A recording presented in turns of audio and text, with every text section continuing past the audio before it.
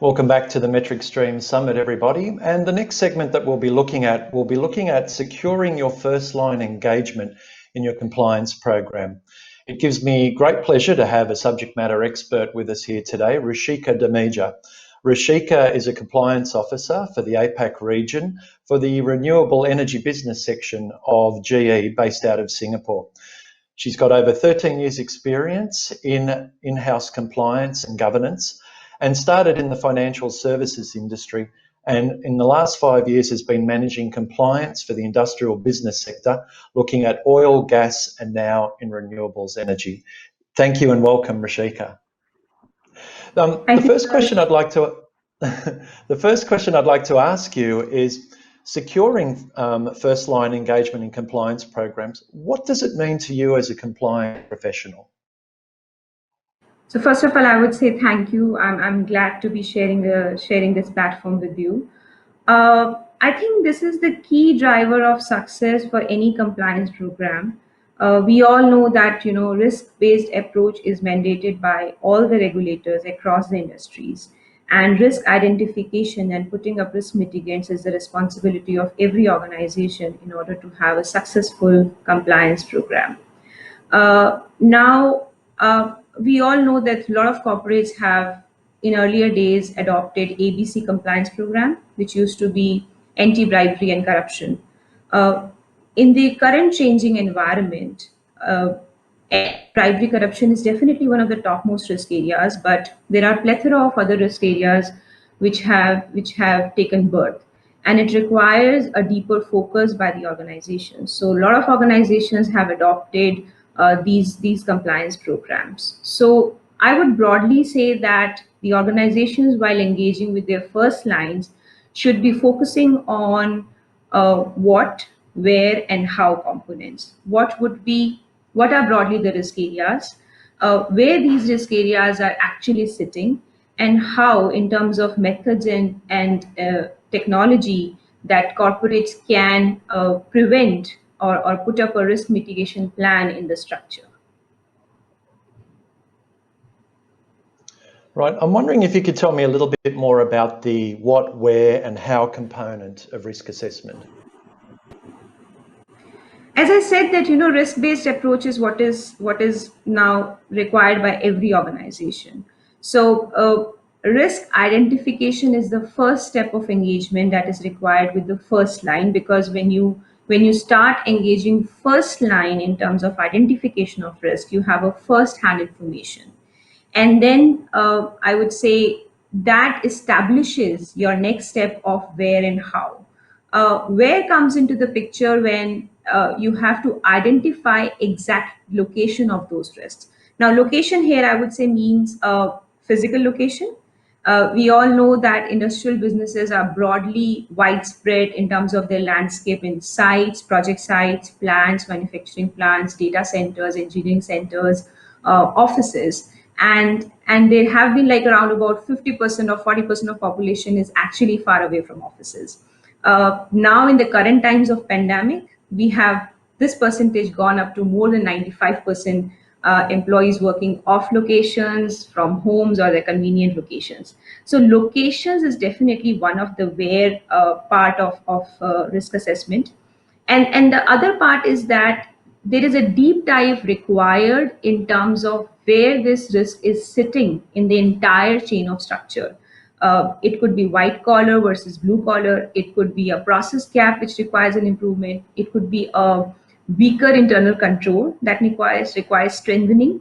It could be like an absence of tone from top, or maybe a weaker tone from middle, or maybe a complete unawareness of first line to be working in silos in order for the day-to-day operations. So the deep dive of where these risks are sitting is basically one of the major components of risk assessment. Coming to the how component, I would say undoubtedly this is the problem solving component, because this gives us the methods and tools for the purposes of establishing the risk mitigants in the system or implanting the risk mitigants in the system. Now, situation currently is that these methods and tools are not standardized. So it has its negative as well as positive aspects.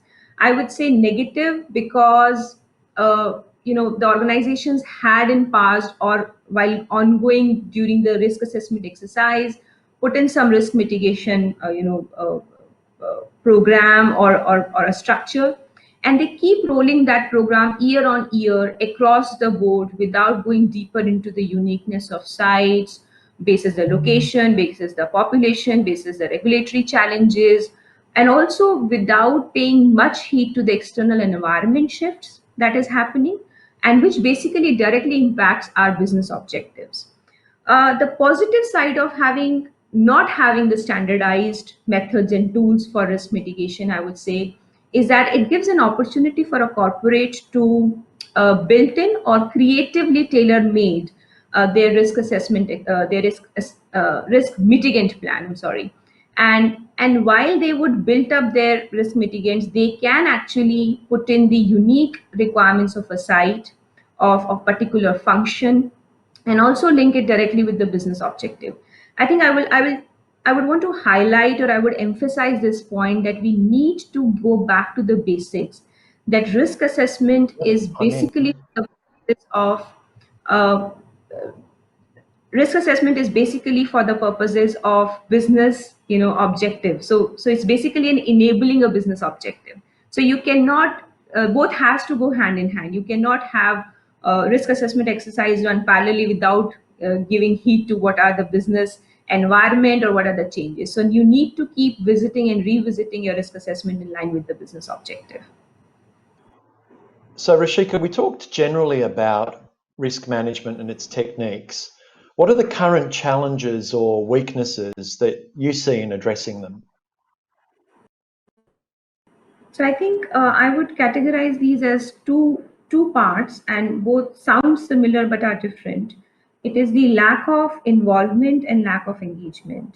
Lack of involvement of first line in the risk identification step is the total breakdown of risk assessment exercise. Uh, we have to involve first line in the risk identification exercise in entirety, for the fact that they are the first hand holders of the information, of the challenges on the ground while they are operating. And which is why, if we would do that, we can also avoid the lack of accountability, which is also one of the areas that corporates struggle. Overlap of roles and responsibilities, no clear direction of roles and responsibilities, and that at times gives birth to a lot of risk areas, which goes unnoticed. Lack of engagement, I would say that we have to understand that by default, our first line is actually working in silos. Our they are busy with the customers, they are busy with suppliers, they are at manufacturing plants, they are at project sites, they are at data centers. So they are actually away from offices, they are away from corporate houses, they are away from headquarters, leadership. And that's the reason that constant engagement and constant communication is very important to keep a vigilance on the risk aspects. And I would say, uh, uh, ever before this time, it is more important to start that engagement, because due to pandemic, what we are seeing, and as I said in the earlier part of the discussion, is that majority of our employees are now off location. So we need to kind of have creative ways of engaging with our employees and with the first line in order to have better understanding of better risk exposure and identification. Mm, mm. And we're probably going to find that some people will want to work more off, out of the offices because they've enjoyed that experience. But I'm just wondering, could you share some of your experiences about managing these challenges? You're an expert in this area. How have you managed these challenges? Yeah, I can share like 3-4 examples in terms of the where we stepped in and managed them. How is one is the, I would say, deeper risk roll up. In entire organization from bottom to top, everybody is engaged and being part of the discussions of risk identification process. Now it could be overwhelming, it would be time consuming, it would be quite a lot of effort, but I would say eventually these things settles. And having said that, there are a lot of softwares and techniques available which make this cumbersome process a streamlined activity. But definitely, I would say there is no substitute of having a deeper risk roll up in the identification process of risk assessment. Second, I would say, I think I'll come back with the previous thought of engagement and communication. We need to keep engaging with our, and as you said, now the next choice would also be for most of us to be away from offices and be working at our convenient locations. And that would mean that we need to be keep on engaging virtually. So we have to come up with the creative ideas of engaging. I would say, relying on the lean management philosophy is one of the good examples, where virtual walks can be done at the sites, virtual fun activities can be engaged with the employees. And lean philosophy basically gives you an open culture. It gives you a platform to talk of the issues that you see at every step of your operations. And third aspect I would say is that I have seen is like we have a tone from top in all organizations. We see that across, and I would say most of our corporates are sophisticated, where our leadership are now focusing on working with integrity and following the standards of engaging the having the whole first line of defense, second line of defense, and tone from the top. But I think this tone gets bit diluted while going to the middle management or while going to the site leadership. So strengthening of middle tone is important, along with empowerment of the first line, force. Because unless we empower the first line, they would never be, they would never be encouraged to come up and talk about the issues that they face and they see. So I think broadly we need to see all the two aspects coming together with the business objectives being aligned together. That is strengthening the middle tone, empowering the first line, along with the business objectives. So I think these three broad areas, I would say, are the kind of examples I can share that we have seen in managing the risk assessment exercise. So engagement isn't a one-off process, it's an ongoing, there's always constant engagement of the various groups within a business to make sure that they're all empowered and that they're doing what they need to do to make the process successful. Absolutely. Engagement is, I think, very critical. Absolutely. Now, I guess, how would you summarise securing that first line engagement as part of the compliance program? If you could summarise everything that we've discussed today and put it in a simple, neat solution for everyone to take away and benefit from, what would be your summary? I think first I would say there is a requirement of a refresh model for all the factors that we have discussed. I would put it in three aspects. One is the climate of responsibility or ownership, which would mean that the points just that I mentioned, like strengthening your middle tone, empowering your first line, link it with your business objectivity, keep communicative, keep engaging. I think engagement is the point which would open up the culture of transparency, and once you start doing that, it would ensure the accountability and responsibility. So it's a culture of ownership that can be achieved. Second would be a very important and critical is that align your risk responsibility with your business strategies. As I mentioned, your business strategies are the one for which you are doing these risk assessments. You have to put in the risk mitigants, and hence your business objectives are ever changing in your external environment. I'll give an example here is that under the pandemic situation, in GE, we went back to our risk assessment exercise in the mid of the year. And we found out that there was a considerable shift in our medium risks moving towards the high risk. For example, the privacy, intellectual property.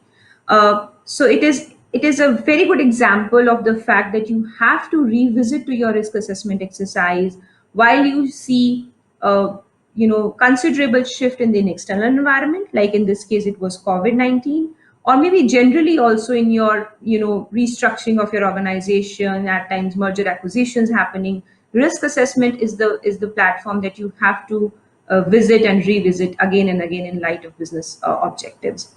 And I think the third point, summary aspect, which I would put in, which we have not explicitly spoken here, is about reporting and tracking. So while we say that we have a tone from top, we have strengthened our middle tone, and we have empowered our first line. there is a requirement to link them all together and put it across the leadership in terms of maybe a quarterly risk review, or maybe you can club it together with the quarterly business performance reviews. That way, it would keep on highlighting where we are stuck, what are the challenges we are facing, where more improvement or a different methodology is required. And I think one additional aspect would be we can also add in for an every individual risk responsibility be linked with their performance evaluation, which would help to assess, or maybe I would say, which would help to keep every employee or every first line vigil of the risk exposures that they come across. So I think these are the broad summary areas in order to safeguard our first line to have a successful compliance program. So there we have it. Ownership, the messages that I got from this: ownership, alignment, reporting and tracking will ensure that the first line engagement is successful in your compliance program. Ruchika, look, thank you for your time. It's been absolutely eye-opening for everyone, and especially myself, to hear what GE has done, particularly in that renewables area. And we really appreciate your participation in our global conference, and I think the whole world thanks you for that as well. Ruchika, Thank you thank so you. much. Thanks for having me. Thanks for having me. I'm glad to be sharing this platform with you. Thank you again.